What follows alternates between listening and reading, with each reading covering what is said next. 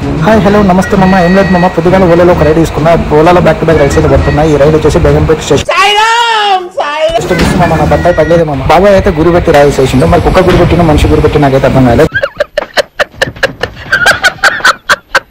Just miss. మనిషికి తగిలితే మాత్రం మొహం పగలేదు. చాలా సస్పెన్స్ తర్వాత తెలిసింది బాబాయ్ మనిషికి కాదు కుక్క కాదు గురి పెట్టింది, కారు అద్దానికి గురి పెట్టింది అనుకుంటా. ఆ రాయి వెళ్ళి కారు అద్దానికి తగిలింది.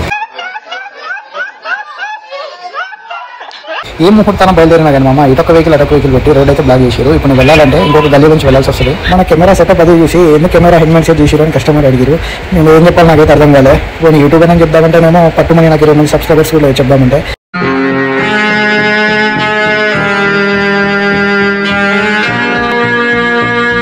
నాకైతే మొత్తం నమ్మకం అనిపించింది.